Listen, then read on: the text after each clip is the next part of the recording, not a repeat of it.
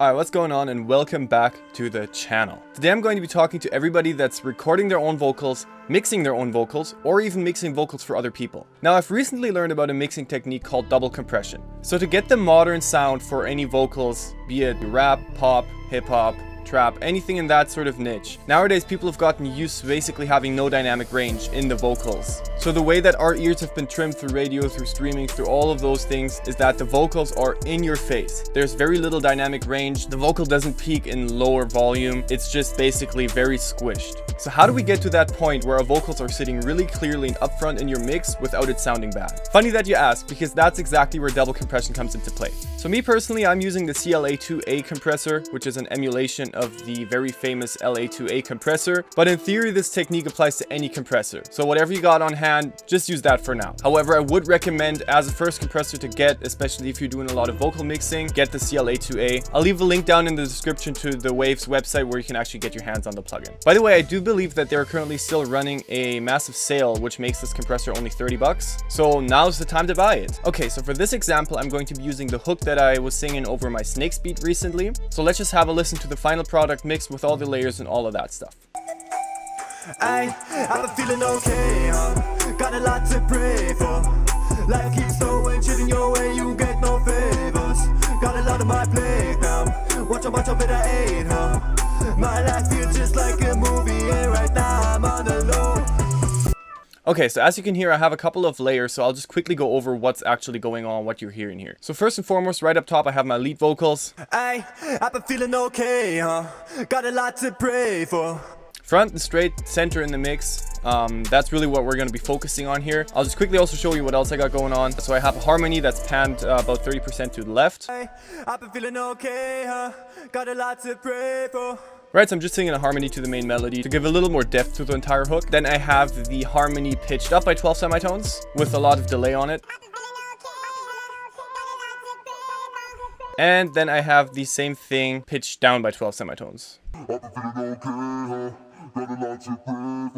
So let's get to double compression. If you look at my lead vocals up here, you can see the effects chain down here. So I have my auto-tune, of course, then I have a de-esser, then I got my two CLA2A compressors, and then I have the CLA vocal plugin, which is a very handy all-in-one vocal plugin for slight EQing, compression, reverb, delay, and then some pitch widening. So let's just give that a quick listen just with the auto-tune without any of the mixing plugins in there. I've been feeling okay, got a lot to pray for. Life keeps throwing shit in your way, you get no favors. Got a lot on my plate now, watch how much of it I ate, So as you can hear, it sounds pretty dead. It sounds very in the background, it's very inconspicuous, which obviously, especially in the sort of trap, rap, pop, hip-hop genre, you want your lyrics to really pop and to be in someone's face. So first thing I do is I put a little bit of de-essing on there, just to get rid of some of the sharp S sounds. And then right after the de-esser, I go straight into the compression. So I got my two CLA2A compressors here, this one being the first one. I've been feeling okay, got a lot to pray for. And this is already doing a lot of compression. We're looking at between -5 and -10 decibels, which is already a good amount. You can obviously dial that down and just play with the peak reduction, turn that down a little bit to get maybe 3 to 5 decibels of gain reduction and then double that. But just specifically for my taste and preference, I just went a little overboard here. And then as you can see right after, I have another CLA2A, which if we play both of them, I've been feeling okay, got a lot to pray for.